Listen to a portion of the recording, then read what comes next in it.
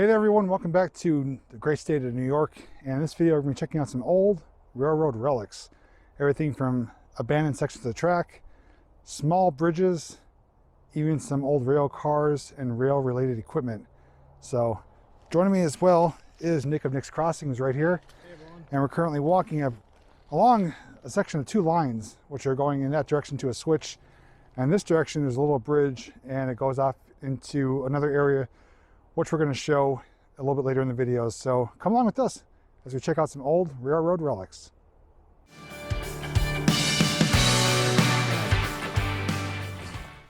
So looking in this direction, what we're standing in is the middle of the gauge of an old line that has not seen service in probably a few decades at least.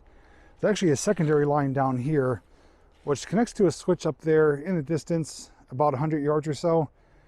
It's really overgrown, but this line, once it forms into one, goes for a few miles, eventually just dissipates into the woods after going by some old businesses and through people's properties and backyards. We actually drove by it, and it's pretty neat to see that the rails are still just protruding through people's lawns and grass and backyards. But if we follow them in this direction though, it's going to lead us to a really tiny train bridge. And I'll almost want to dub it the world's smallest train bridge, which it's probably not, but it is a neat design though, because one section is a type of trestle design, the other is more of a culvert design, and I'll show you that in just a moment here. So here we are, here is the bridge, and there's a rooster. So this is no word of lie, maybe 10 feet in length, maybe 12 feet. Now I'm walking on it, it's probably about 30 feet in the air. But what's pretty neat though is that it's actually a concrete culvert that those rails are going over. So it's lower in elevation and it's a concrete base. And this one is a type of trestle slash bridge that looks, you know, completely different from that one over there to the right. I'm going to give you some footage too, showing you of me walking across it so you can see how it looks as far as size, but it's not big at all. But that is concrete, and this is, looks like stone with a plaster over it, so it looks like this is older construction that's more modern, just at first glance at least. And these rails, let's see if we can find a date on the rails. Over where Nick is, he found a stamp there, 1894, and Scranton rails. These came out of Scranton, Pennsylvania, and they're up here in New York. So these were constructed not too far from home.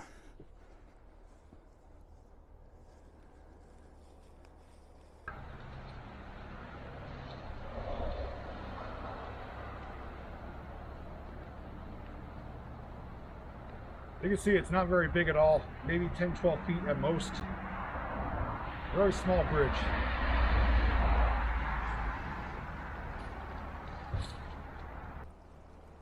Over here on the lower section now, and just pointing out a few things, that the stone culvert here, which is newer compared to the other one, is still old.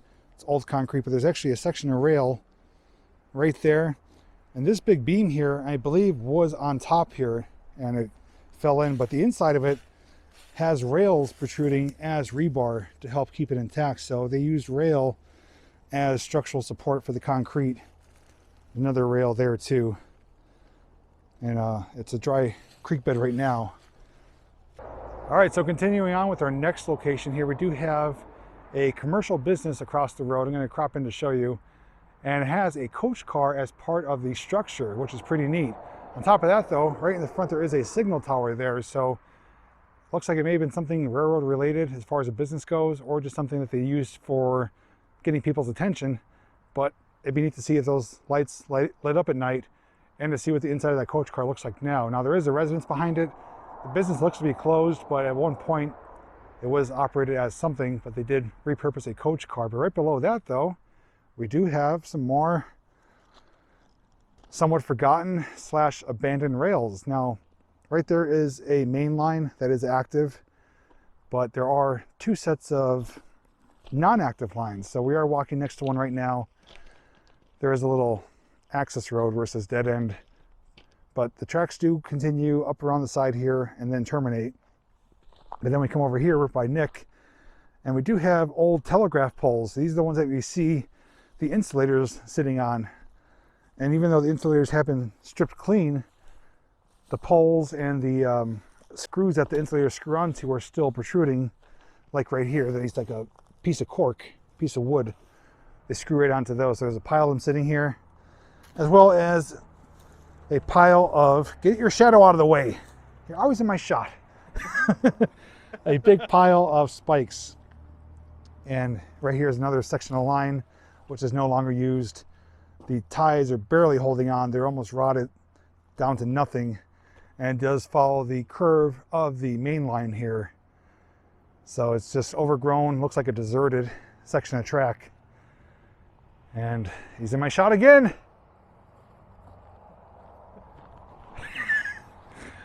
Just kidding. Yeah, this continues down. There may or may not be, yeah, actually there is a switch down there where this line and the other line I showed you do meet up, and somewhere terminates down there. So there is a switch for these, but at one point they probably did continue on alongside this main line here, or did connect up to it as well. Pretty neat to see, kind of current, present, and past time. So continuing down the line here, we are walking to another item that is sitting on a different section of track. And what I forgot to mention too is that this is part of a diamond, or what is known as a WYE. And it's a way for them to turn trains around without using a turntable. So if you could imagine, I'll try to show a diagram on the video. It's basically sections of track that form a type of triangle slash diamond. And they're able to go on one section of track, kind of back up or go forward to the other section and get back on the line they were on to face the opposite direction. I do know that Reading Northern has one for their Lehigh Gorge Scenic Railway, which is where the Scenic Railway goes along the Gorge line, but there's a newer bridge they have that connects to the line that goes towards Pottsville. So they're able to turn their longer excursions around when they do arrive in Jim Thorpe, so that the locomotives and the coach cars are facing the proper direction for the next way. But these are still abandoned, forgotten, deserted lines, but at one point they did serve an important purpose as a turnaround known as a diamond, or WYE. We're finding the relics all along the rails here. I found a brake shoe, which I recently just learned about from RJ. Don't come across them too often. I saw one with him in McCungy, and this one here, and the brake pads are worn down to nearly nothing. And it was laying right there, pretty much right where I just tossed it. So you never know what you'll find along the old rails. Looking back where we just came from, I'm keeping my eyes peeled. That's because I thought there might be a chance of finding some insulators, and I did indeed find one, but it's in pieces.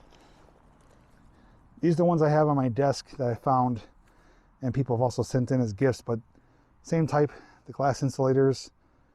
There is the wooden piece that it screws onto. But yeah, this is unfortunately not intact, not worth taking, but there's the thread on the inside. A great look at it. So that screws around the wood onto the arm of the pole, and the wires get wrapped around the lip of the glass here. So it's unfortunately shattered. It looks like it's been maybe run over or even thrown, but we may get lucky and find some intact ones, but they would have been littered with poles and telegraph insulators and wires along this entire line or route. But we're going to continue on because there is something up ahead I do want to show you guys next.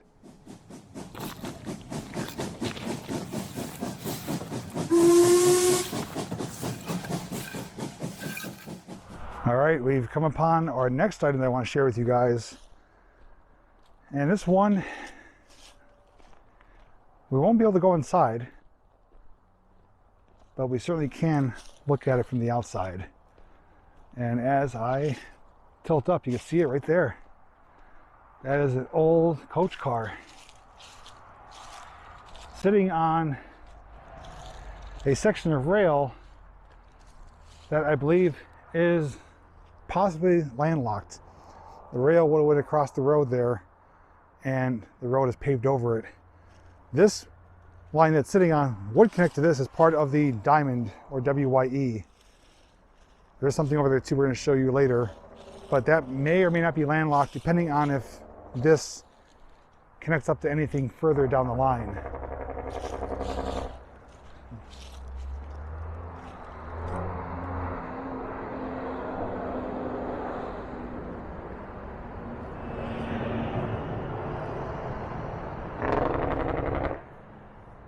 Picking up where we left off, I was just standing kind of where Nick was, came further down, and the rails I was walking alongside are right here, very overgrown.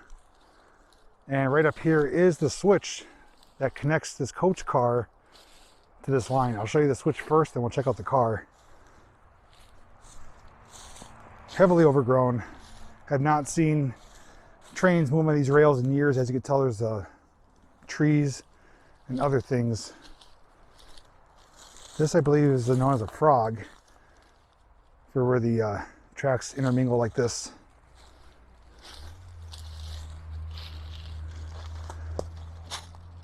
So these two form into one, and I don't know how far they go down to. Maybe not too far, since it's just a diamond for turning around. So I do believe that this is possibly landlocked.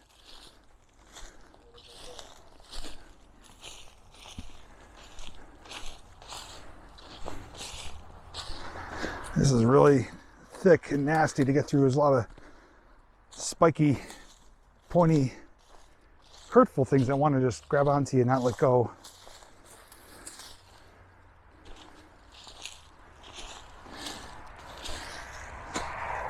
So the composition of this is pretty cool. It's sitting around a bend, and it's actually leaning like that, going around the curve. Back window is busted out. We're not going to climb on it or go inside, but just simply document it. But pretty neat to see it's still sitting on a section of rail. That's number 34404. We'll see, maybe we get some information on this. And I found a derailleur. So this is not moving anywhere anytime soon, unless they were to come and unlock that and remove the derailleur. But if this was to continue, we would push the wheel right off the track and derail it. So I keep missing some of the finer details, but thankfully Nick is pointing them out to me. This does have the ball valve for the steam hookup, so this would be hooked up to whether it be a steam locomotive or GG1, and they'd be able to have steam going through the cars to provide heat. That's the air lines there, obviously. And it actually has some moss / nature's carpet growing on it. The steps are missing from here that would typically be coming down. It's got that round bay window on the door there.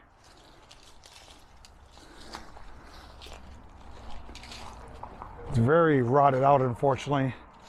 There is holes straight through the body of it. You can see that on the other side. There is insulation hanging out, so it was insulated. There's chains there for the truck, so if it was to derail, that they wouldn't really go too far. It kind of keeps it intact. There's a vent up there, maybe for a type of heater of sorts, depending on what they had on board.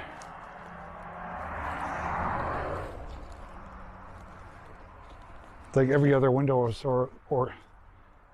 it's like every other window or so is shot out or busted.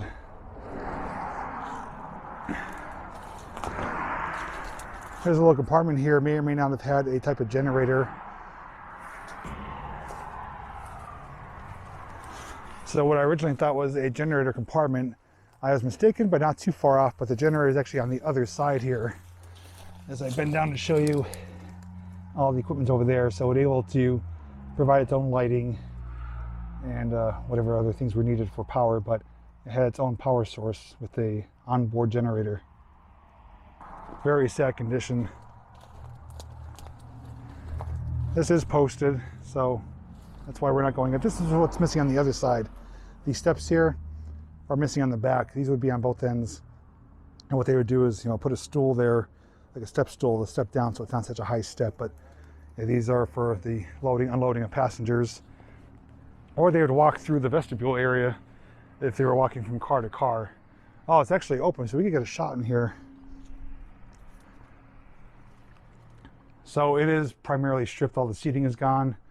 Do you see the heating vents on the bottom sides where the seats would be, just below the windows?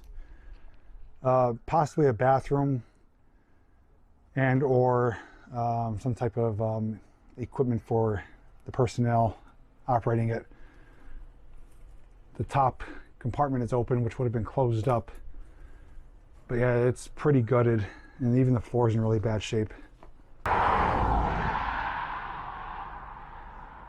So as I was making my way around, I did share, my commentary about what I was seeing, what my thoughts were. And I did see a vent and it looked like possibly equipment for a stove or something for prepping food. And Nick came around and says, I think this was a dining car.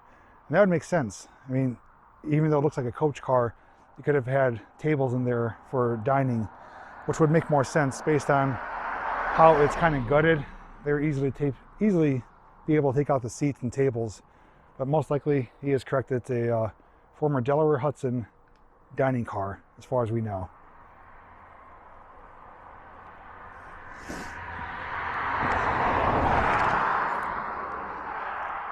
I want to mention too that it always pays off to come with friends who can help you maybe see what you missed and be able to share any info that you may not know. So Nick is a great asset for coming on this adventure because he's able to point out things I've been missing or not really certain of. So I'm not only able to share it with you guys, but also educate myself as well.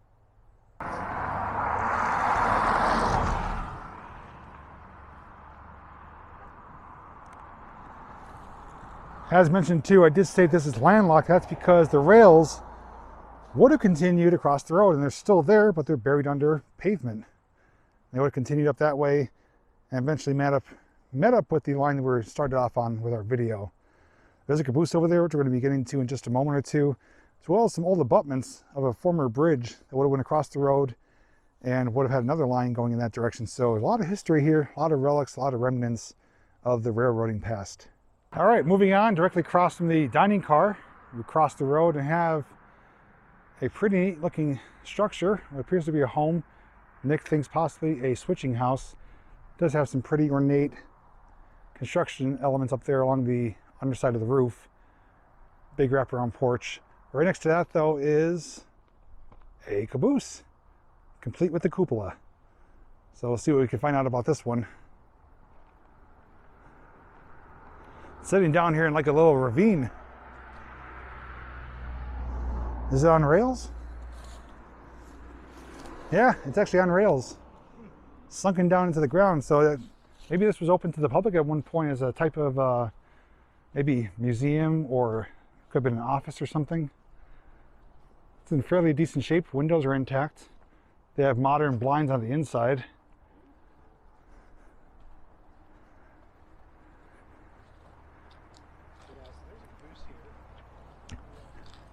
And in the background, do have some maintenance away vehicles, which we're going to check out. But there is so much stuff here, and we're not even done. We have more to show you too, beyond what I just briefly showed you. These have the more modern wheel bearings, no hot boxes. Looks like the trucks were painted semi-recently, the shiny black. So this is used, or was used for something. It's actually utilities going to it. Okay, so this is permanently fixed here, and there is at least electrical going to it right there. There's some conduit coming out of the ground. So this has power going to it. I'm guessing it's either, almost fell, either an office for some type of business here, which would be a great, attraction. Like, hey, where are you located? Oh, just look for the red caboose. Or I have seen these, like at the Glitzen tunnels, they do turn these into like a type of museum. Same thing at Lidditz Park too, I believe. They have a little caboose museum, but regardless though, it's a pretty cool piece, but definitely sunken down to the ground. Probably would have been, looks like a little catwalk slash boardwalk or steps that would have went right here. There's some supports. It's got sensor lights on it. And the other back end had some, I think like a porch light or so. There's the porch light, and look up into the cupola. There is like a shelf up there with some books and stuff. So, could have been an office of sorts. So our next collection of items here is maintenance way equipment, or known as high railers. There is a generator right here and 2 trucks that can drive on the road or on the rails. It says Grumman, G-R-U-M-M-A-N. It looks like a regular little ice cream truck with a utility bed on the back, and they're able to drive on the road or the rails to do any necessary repairs or delivery of parts or pieces for any work being done on the rails, or any equipment maybe that gets stranded on the rails. Looks like they were last inspected 2018, and although they were used for their intended purposes, I believe they are now part of like a museum piece or collection, because it is owned by the local Scenic Railway, which owns that Delaware Hudson dining car, Delaware Hudson caboose, as well as these maintenance away or high railers, including the things we showed in a previous video hiding there in the woods too, which you'll see linked below in the description, or up here in the corner it'll pop out if you want to see what's up there. So here's the drive wheels, there's the train wheels. They just pull over onto a crossing, lower the wheels down, and these do propel it. Those are not powered wheels, it's powered by the main drive wheels. And inside it's just like a traditional delivery truck, automatic. Very basic, but serves its intended purpose. And here is the controls too for lowering the wheels down onto the tracks. Sometimes they're hydraulic, sometimes they're just spring, but yeah, it's not a whole lot of complicated stuff to make it work.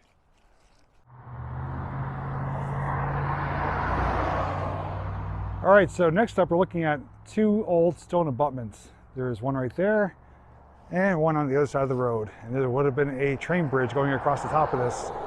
So there would have been another line here at one point going over this road, over towards the main line and deserted lines that we saw over there. But it was removed a long time ago, apparently. There's power lines in the way now, but would have definitely been a bridge going across, connecting to the other side and going off in the distance somewhere. But now we're gonna be going further up the road here. There is something peeking through the trees there, which I am really excited to share with you, so I'll see you over there. All right, guys, I saved what may be the best for last, at least so far, and that is this cool piece of equipment right here. Look at that. This is a combination of a crane / truck that kind of got Frankenstein together. Now, Nick thinks it was manufactured like this. I'm thinking maybe they kind of put it together like this. Either way, though, it's got to be pretty rare. I haven't seen many of these like this, if at all.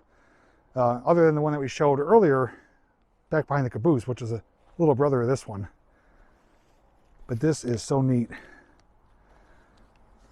Let's see, this is Northwest Engineering, Chicago, Illinois, manufactured at Green Bay, Wisconsin. So that tells us something. It does say something Cook on the outer shell here. And it has the suicide door on the passenger side, so you can just hop right out or hop right in. It's for the most part intact. Wow. It's got the turn signals right there. The instrument panels are kind of frosted over. Got the shift pattern right there as well. There's the wiper motor.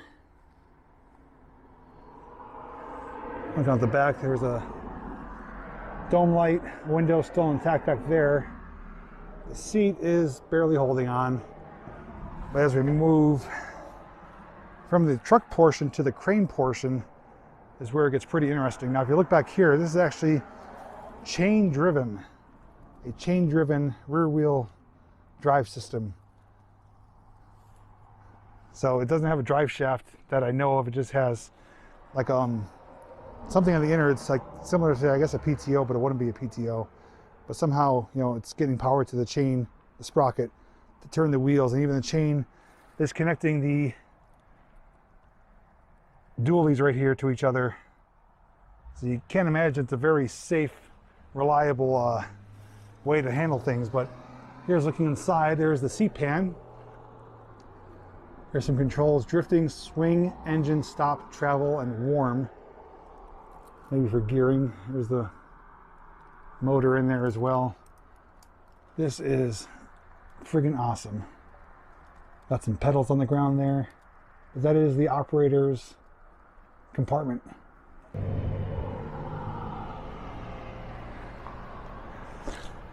So without knowing officially, I believe this could be driven on the road, just like a traditional crane nowadays. You know, the ones that could go on the road for construction sites. Obviously the ones with the tank treads of sorts cannot, but this one was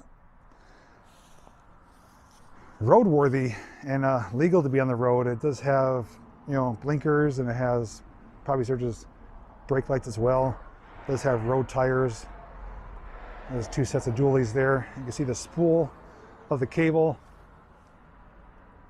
and it goes all the way up that. If I was to guesstimate how high that is, I'd say maybe 50 feet. I could be wrong, but just eyeballing it. The power plant though, that I don't know. Can't really get a good look at it.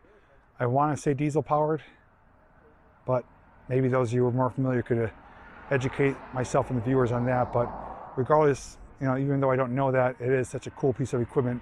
And we're taking a few photos of it. It really stands out. Unfortunately, if the backdrop was all green and lush, it would stand out even more with contrast.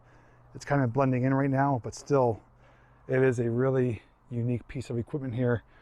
Probably used by the railroad, since it is here in the area of all the railroad equipment, but it was parked here,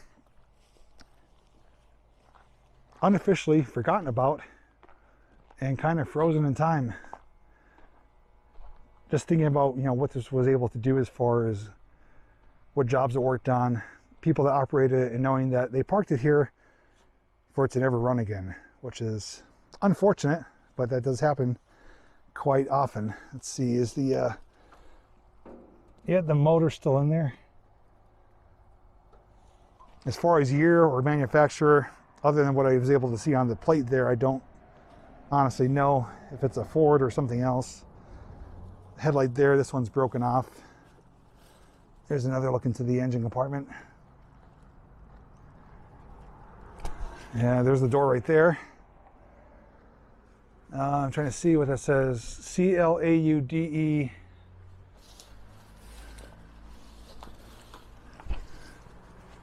Claude's Cook or something like that, it says. So it says Walter right there. It looks like a radiator. That may or may not help someone watching to identify what type of engine plant that has. Exhaust pipes coming out right there. Let me actually get up here. Step up here, give you a better view.